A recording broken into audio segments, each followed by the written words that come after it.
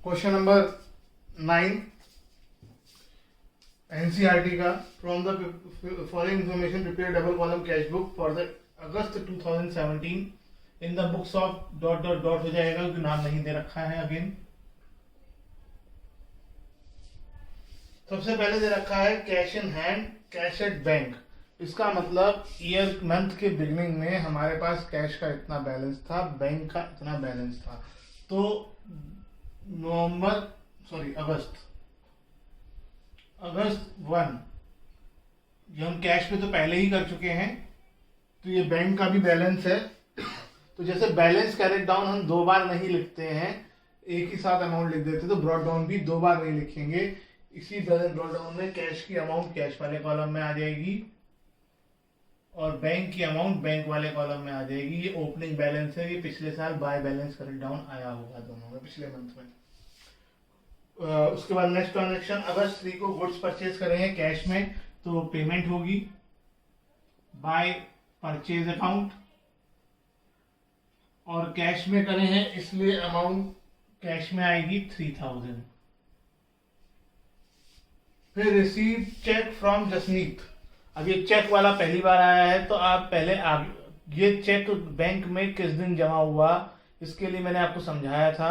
अगर क्वेश्चन में आगे कोई इंफॉर्मेशन इसके बारे में दे रखी है तो ठीक है। अगर इसके बाद इसके बारे में कोई इंफॉर्मेशन नहीं है कि चेक बैंक में कब जमा हुआ या किसी को एंडोर्स कर दिया गया, ये नहीं बताया गया है, तो ऐसे में हम ये मान के चलेंगे ये आज ही बैंक में जमा हो गया है। लेकिन अगर आप क्वेश्चन पढ़ेंगे तो अगस्त 10 को बता रखा है कि ये चेक बैंक में जमा हुआ है, तो इसका मतलब ये चेक अगस्त 5 को बैंक में जमा नहीं हुआ है, तो अगस्त 5 को इसको यहाँ पे रिकॉर्ड नहीं किया जाएगा, कहीं नहीं लिखना इसको। इसका कैश बुक से कोई मतलब नहीं, क्योंकि एंट्री होगी cheque in hand account debit to Jasmeet. कई बच्चे कहते हैं कि सर फिर इसकी जरूरत क्या है, यहाँ क्यों बताया गया। रियल लाइफ में तो सारी ट्रांजेक्शन होती है ना, वो उसमें से कैश बुक वाले सिलेक्ट करके लिखते हैं। दूसरी बात, अभी अगस्त 10 को जब आप एंट्री करोगे तो अगस्त 10 को वो अमाउंट नहीं बताएगा, वो आपको अगस्त 6 से ही लेनी पड़ेगी। Next, sold goods for cash. Goods sold कर रहे हैं तो पैसा आएगा August 8 to sales account. For cash है इसलिए अमाउंट कैश में आएगी।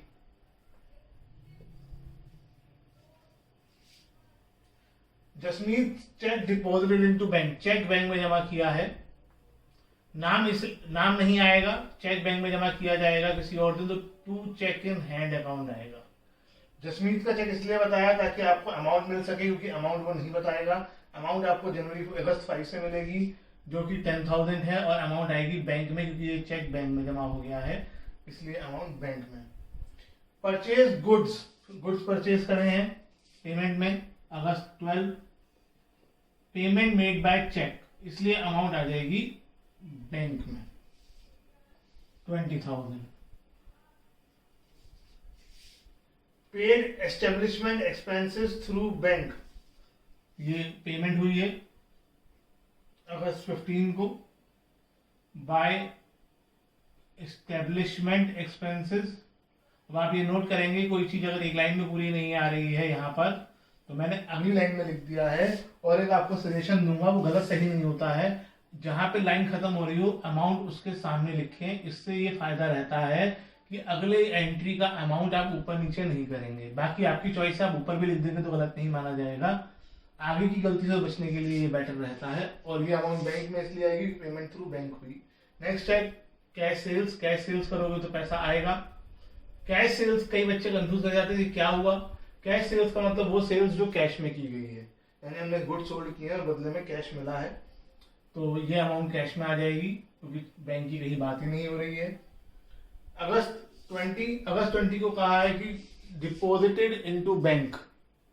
मैं फिर याद दिला देता हूँ, deposited into bank, withdrawn from bank, ये दो कॉन्ट्रा एंट्री होती है। ये कॉन्ट्रा एंट्री है, ऐसे में दोनों तरफ डेट डाल दोगे पहले से।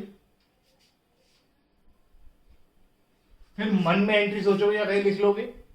डिपॉजिटेड इनटू बैंक की एंट्री होती है bank account debit to cash. जो आप बोल रहे हो वो लिख दो, मन में सोचो और वही लिखो। लिखना इधर से शुरू करना है, by bank to cash account. आप टू कैश अकाउंट बोल रहे हो, आपको टू कैश अकाउंट ही लिखना, कुछ और लिखना ही नहीं, जो बोल रहे हो वही लिखना है। फिर यहाँ काउंटर के लिए सी लग जाएगा दोनों तरफ। टू कैश की अमाउंट बैंक में आ जाएगी और बाय बैंक की अमाउंट कैश में आ जाएगी। रीजन मैं पिछले वीडियो में बता चुका हूं। नेक्स्ट है पेड ट्रेड एक्सपेंसेस। पेमेंट हो रही है अगस्त 24 बाय ट्रेड एक्सपेंसेस। क्वेश्चन ने कुछ नहीं कहा है कैसे पे किएगा, तो अमाउंट बैंक में आएगी, सॉरी कैश में आएगी। उसके बाद नेक्स्ट है रिसीव कमीशन बाय चेक अगस्त 20।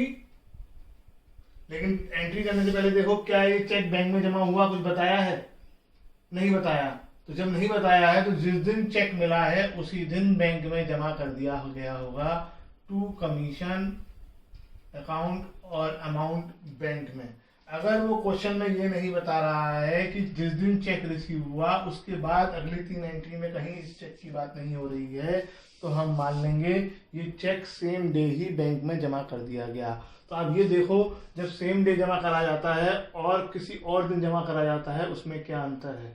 अगर ये अगस्त 10 वाला चेक जो हमें अगस्त 6 को मिला था जसमीत से, अगर हम अगस्त 6 को ही बैंक में जमा कर देते तो लिखते टू जसमीत, और जब हमने अगस्त 10 में जमा करा तो हमने लिखा टू चेक इन हैंड। यही चेक अगर कुछ दिनों बाद जमा होगा बैंक में तो हम लिखेंगे to cheque in hand. To commission लिखने की जरूरत नहीं है क्योंकि टू कमीशन जनरल एंट्री में आ चुका होगा। Cheque in hand account debit to commission. अगर आप यहाँ पर भी टू कमीशन लिख दोगे तो टू कमीशन 2 बार हो जाएगा ऐसे में। पेड रेंट, रेंट पे किया गया है अगस्त 29 को bye rent account.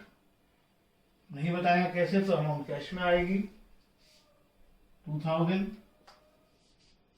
Withdrew cash for personal use. पहली बात तो कैश भी निकाला है और पर्सनल यूज के लिए निकाला है, तो ये हमारे लिए सिर्फ पेमेंट हुई बाय ड्राइंग। बैंक से निकाला होता तब भी बाय ड्राइंग्स आता।